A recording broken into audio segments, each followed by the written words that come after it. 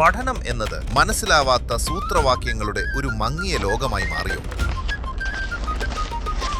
ഇനി പഠനം നിറമുള്ളതാക്കാം. ആശയങ്ങൾ കൃത്യമായി മനസ്സിലാക്കി വ്യക്തതയോടെ പഠിക്കാൻ ഇതാ ഒരു പുതിയ വഴി.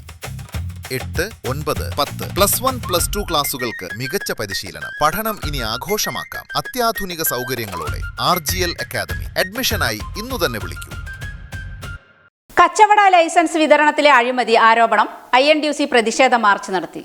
കച്ചവടക്കാർക്ക് ലൈസൻസ് വിതരണം ചെയ്യുന്നതിൽ വ്യാപക അഴിമതി നടക്കുന്നതായി ആരോപിച്ച INTUC മണ്ഡലം കമ്മിറ്റിയുടെ നേതൃത്വത്തിൽ മുനിസിപ്പാലിറ്റിയിലേക്ക് പ്രതിഷേധ മാർച്ച് നടത്തി. സ്വന്തം അധ്വാനത്തിലൂടെ കുടുംബം പുലർത്തുന്ന സാധാരണക്കാരായ കച്ചവടക്കാരെ കൃത്യമായി തൊഴിലെടുത്ത് ജീവിക്കാൻ അനുവദിക്കാതെ മുനിസിപ്പാലിറ്റി അധികൃതർ നിരന്തരം വേട്ടയാടുകയും ഒഴിപ്പിക്കാൻ ശ്രമിക്കുകയും ചെയ്യുകയാണെന്ന് INTUC നേതാക്കൾ ആരോപിച്ചു. കച്ചവടക്കാരുടെ പ്രയാസങ്ങൾക്ക് പരിഹാരം കാണുന്നതിന് പകരം ലൈസൻസ് നടപടികൾ പൂർത്തിയാകുന്നതുവരെ നിലവിൽ കച്ചവടം നടത്തുന്നവരെ ഒഴിപ്പിക്കുന്ന നടപടികൾ മുനിസിപ്പാലിറ്റി അധികൃതർ നിർത്തിവെക്കണമെന്നും പ്രതിഷേധക്കാർ ആവശ്യപ്പെട്ടു.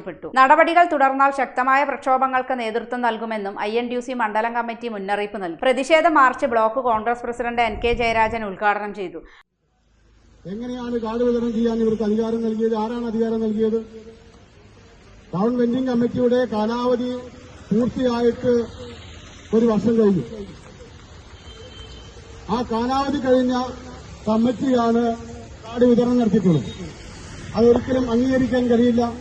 അതിന് നിയമസാധ്യതയില്ലാത്ത തീരുമാനമാണ്. അത് പുനഃപരിശോധിക്കണം. അതിൽ വ്യാപകമായ ക്രമക്കേടുണ്ട് എന്നാണ് കോൺഗ്രസ് ആരോപിക്കുന്നത്. ആ ആരോപണം വെറുമൊരു ആരോപണമല്ല. CITUവിന്റെ ഭാഗമായി പ്രവർത്തിക്കുന്ന